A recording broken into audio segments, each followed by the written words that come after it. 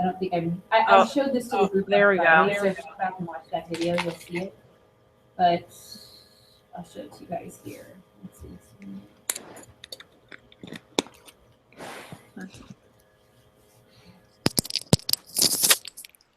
So let me share my screen again.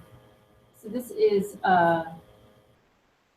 this was a project done last year, and although it's pretty small, you can see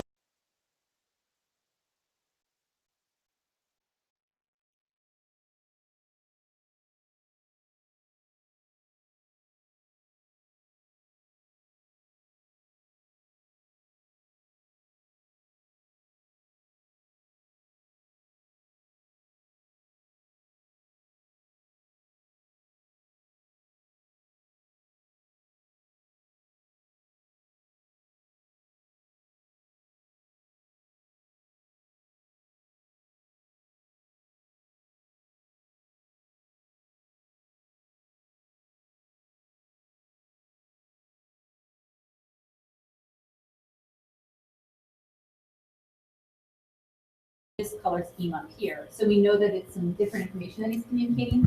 But this, he reuses the color scheme that he used up here because they have the same meaning. So you're establishing this color scheme and you're saying, okay, red is going to be email, and it still is email down here. And then he uses a slightly different color scheme down here, this topic of conversation, which if it were me, I would try to differentiate the color scheme more so I'm not connecting it to this information here. So think carefully about your use of color. Like I said, you have all the data there. So it's just moving things around a little bit, playing with the color scheme, and making the people's names stand out. If you don't do pictures, that's fine. In your version, are making the names stand out more. It's just we're not seeing your typeface. So I would play a little bit with your layout and your color and the scale, and I think you've got plenty of data already visualized. Yeah. So we'll just keep tweaking it a little bit. Yeah, sure. Is it tying it together stylistically too? Yeah, you know, that's something. Making it aesthetically, like you can see that this is aesthetically pleasing. But it's just about, well, I looked at the deadline and it was Thursday, but I don't think we're ready for that. I feel like we could use another critique. So I think if I push it another week, I would give you Friday and Tuesday to have skip more feedback if you wanted to take advantage of those 2 times. Okay. And that way, you know, if it were due late on Tuesday of next, or even Wednesday of next week or something like that, that would give you guys plenty of time to keep making some revisions. So I would say you're in excellent shape because you have it there. All you need to do is work on the layout a little bit. Yeah. Okay. Nick is not going to show anything. So Laura, you want to show your stuff? Yeah, I have a few things. It's just a very rough draft, so we'll take a look. Let me see. Sorry, my computer's been acting weird. Let me see if I can get it. And you're muted. Yeah. I'm muted? Yeah, you've been muted for like a long time. Why'd you mute me? No one muted you. You muted yourself. Oh. You were muted to everything. Oh, sorry. Laura, I'm doing, how do you get the echo to quit? Well, that's because I'm not muted so that she can hear you. Oh, well, can you mute you? You haven't unmuted yourself yet, though. Oh. Is that better? Yeah, this is good. Okay. I mentioned to these guys, Friday mornings, I'm having sessions for the Leiden people, so you're welcome to jump on Fridays if that works better for you as well. Okay, cool. You need to get more critiques in and I posted last Friday's meeting that I had with the Leiden students. And so if you want to watch that, I just uploaded it this morning. Okay, will do. Whoops. Okay, so go ahead, Laura. You can take over our screens. Okay, and then. Oh, sorry, it keeps messing up. I'm not sure if you go to the top. Does it say? It looks like you're okay. Okay. And then can you see my project here? I don't know if I typed the wrong thing in. We don't see it pulled up yet. Yeah, it looks like you Okay. just sharing the Google. Come on. Okay, I think I got it. And then, okay. Do you see it now? Yeah, okay. Okay, so I think I need to work on it more, well, for alignment and how it's kind of just kind of smushed together, but I just wanted to get all my graphs together and everything. The one thing, well, I need to work on the color scheme, but I guess right here is where I did the emotions, and I did that as a bar graph. And I wasn't sure if the placement of the icons right up here where it says what the colors mean, if that's like, you know, readable or not, because it's pretty small and kind of in the corner. And then down here, I did 2 pie graphs or pie charts for the female versus male. Instead of just doing everyone's name, I just split it up like that because it's basically the same group of people I was talking to the entire time. And then for content, I have like the social and pictures in the pie chart just like these, but these 2 won't fit. So I was trying to figure out how I can incorporate that in without, you know, with it looking neat. And then down here, I did form of communication. I just did the icons and percentages. And then over here, this is just like the times I did, and I counted everything and then just put stars next to each time I did a form of communication. So I wasn't sure if that was clear enough or what. And then that's all. I have one more graph that I have to put in there, but I just wanted to put everything out on a page because that's it that I have. Yeah, what do you guys think? What was like just about it overall? Yeah. It's pretty solid, but there's like a lot of empty space in the bottom middle. Right. And like, I think that it would be cool if it was just a bit more compact. Like maybe if you made like I think that overall, like you could easily move all that stuff on the right over a bit and then end up making it like smaller, you know what I mean? Or did you say that she wanted to put some more stuff there? She said she's got another graph. Oh, I forgot about that. Sorry. Sorry, I didn't really hear much what you said. Oh, he was just suggesting moving things around. Oh, no, it's going in and out. In there somewhere. I think you kind of know what you need to do. Yeah. I think that each one of these graphs, You have like a slightly different size typeface for header. So I think that, so I would, once you have it figured out, once you have your graphs exactly figured out, and you know, you figured out how to lay them out so that there's enough white space around everything. And then also how do you want people to read it? Generally in our culture, we read left to right, top down. So what you put up in the top left is going to be what we start with. And the emotion graph, while it's interesting, that's kind of more like secondary information in a way. That's kind of like overall this log of the number of communications or something. I feel like this timeline is more of like first part of your story. And I might even consider flipping it 90 degrees so that it's horizontal. Okay. Yeah, I was thinking about that too, just putting it at the bottom. And maybe put that, I would maybe even think put that twice. So we know that you're communicating more in the afternoon. We get a snapshot of kind of like your time schedule. Okay, so there are all of these communications. Now tell us more about them. Who were they to? What were they about? And how did you communicate? So it feels like because this encompasses the actual, you've marked each one of the communication moments down, that feels like it provides more of like an overview, and then we go deeper as we work our way into your data. Okay. Yeah, that's what I was thinking too. It might look better horizontal than kind of just like in the corner because you don't really see it till the very end. Like you pay attention more to the graphs. Yeah, I think in terms of your use of color, you really have this muted color scheme and then this gray background. Really, I think you could use color more strategically and your line weight more strategically. because you're deliberately with a gray background, you're deliberately lowering the contrast, because any color on gray is going to be less contrast than any color against a white background. Mm-hmm. So I don't know if you remember from the Edward Tufte reading, like one strategy, and I don't know if we've gotten to this yet either, one strategy to draw people's attention to what's important is to be as subtle as possible with your choices of color until you get to something that's really important, and then you use a really strong bold color to highlight areas of importance.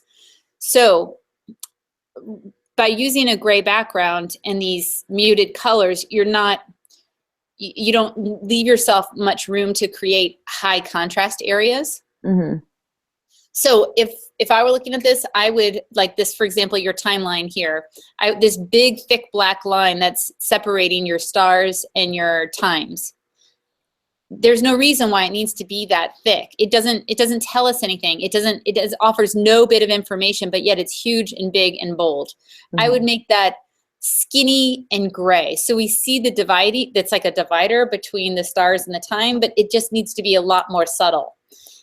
And then all of these times, that's a lot of visual noise. It's a busy typeface, and it's a black, bold typeface. I mean, we can read it if it were rendered in a much more subtle way, and we would still get the point. And then instead of this black line and all of these times standing out to us the most, what would stand out would be your stars, which is what we want our audience to pay attention to. Okay. We want to kind of look at this pattern of your communication time, and we see that, okay, you do not text anyone in the wee early morning hours, but you have a peak around 4, and then it dips down during dinner time, and then it peaks up a little bit at night before you go to bed. So that's the story you're communicating. So that should be the most prominent visual element in this particular graph right here. So I want you to think a little bit more sensitively towards your use of color and your weight of your graphics and your type choices. Okay, yeah, when I was looking at it again this morning, I was like, oh, that's kind of washed out with gray and all like the really light colors. So I'm going to try to look at other color palettes to put in to that. That's a little bit more appealing. And well, think about it's not so much appealing, like it's as what's appealing to me is going to be different from what's appealing to Darren or Nick or you. It's just about the communication value. Mm-hmm. Do you know what I mean? Yeah. Is making it, how can you use color to get your point across as quickly as possible? So imagine that somebody was taking a quiz on this. After 5 minutes of staring at this, they had to take a quiz and they had to put it away. How can you more efficiently communicate what you want to communicate? So you need to be as strategic as possible in terms of getting your point across. Okay, all right. And what we were talking about with Darren, the use of color, do you see how you're reusing your colors here? Mm-hmm, yeah. So right now you've said that emotion is going to be, like, we already associate emotion with color. Mm-hmm. So if I'm really pissed off, I would think that might be like red, you know? Yeah. So how can we, that might help you with your color palette right there. But then it gets tricky because you don't want to pick every color in the book because it's going to look like a mess, you know? So you might start with the emotion here, and then like what I was trying to show with Eric's, how he made color match up when he was talking about the same thing, but then when he was talking about something different, he used different types of colors. Okay. And because you're repeating some of these colors right here, immediately I associate, okay, well, this lavender must mean the same as this lavender, but it doesn't. Right, all right. And in terms of your problem about pointing, you could just do a little very subtle line because you can't get it into this little shape, very subtle line, and then have it point out to professional or comments, you know, into that pie slice. Okay. But like, you're like Darren, you've got a lot of data, you have some things already made. It's just about, you know, tweaking it a little bit, keep different versions, because you may tweak it and then be like, oh my gosh, what I had before was so much better. Mm-hmm. And I think your graph here has some character to it. I think that like your typeface for your titles and your typeface up here and this quirky little icon that you have here, Mm-hmm. it's quirky looking. Yeah. And so go with it. Yeah. You know what I mean? Like maybe tone this down a little bit, or maybe introduce a secondary typeface for when you're labeling things, but maybe you want to keep this kind of quirky typeface for your headings, Mm-hmm. because it has a character to it. And I don't know if that character is, you're trying to tell me something about your life with this kind of quirky typeface. Mm-hmm. But just really go for it. If there's something, I mean, your life is kind of crazy right now. You're like going back and forth, crossing between 2 states all the time. You've got a bunch of different jobs. You're trying to figure out school, finish school. Mm-hmm. It's kind of, your life is kind of hectic, I'm sure. Yeah. And so maybe that's something that you want to, you could communicate visually in a way that we get it. Okay, cool. Yeah, that's what I was kind of going for the headings of it, but I think I'm going to change like within like where the times are, kind of make it more subtle than using the same one the whole way through. What would be really cool in the background, I think, what if you had a map of your locations and you had like a dot to dot of like the backs and forths, so we could see the path that you traveled over this 3-day period? Yeah, that's what I was thinking too. I assume that you went back and forth quite a few times between Belleville, over here, there. I mean, it would be kind of fun. I mean, it also helps tell the story about what you're like somehow. I don't know about fun. Or yeah. Well, it's hectic. And maybe you can tie these time periods. What if, I know that you've, so I assume that these stars are, it's cumulative. So these are all the texts. You did 3 communications at between 12 and 1 over the course of 3 days. Mm-hmm. Right. Right. And the benefit of combining all of the communications into one time area is that we can see more of a pattern, Mm-hmm. as opposed to if you had spread them out over 3 days. But because these are different times, like you could actually somehow connect to this graph your location. So each of the 3 days, probably at 12 a.m., you were probably at home in Belleville, right? Right. And then maybe you could have a little line, day 1, somehow, maybe 3 lines underneath that show your different locations, day 1, day 2, day 3, where you were at these different times. Okay. And that's communicating another variable of data. Okay, sounds good. Yeah, I wanted to Again, do math. I think this should be more of your first chart we see, because this gives us more of a snapshot of your life. And then below, put these, down here. Okay, yeah, the little smaller graphs under Mhm. it. Okay, sounds good. Okay, did you hear what I said about the whole due dates? I think we should have this due like mid to late week next week, so that you have 3 more opportunities to get feedback. Okay, yeah, that's fine. 2 more opportunities. I'm sorry, Friday. And then next Tuesday, I'll talk about the next project. And it'll be recorded, so if you're not here, you'll be able to go back and watch it. Okay, sounds good.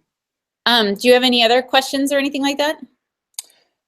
No, I got the feedback I needed, so thank you.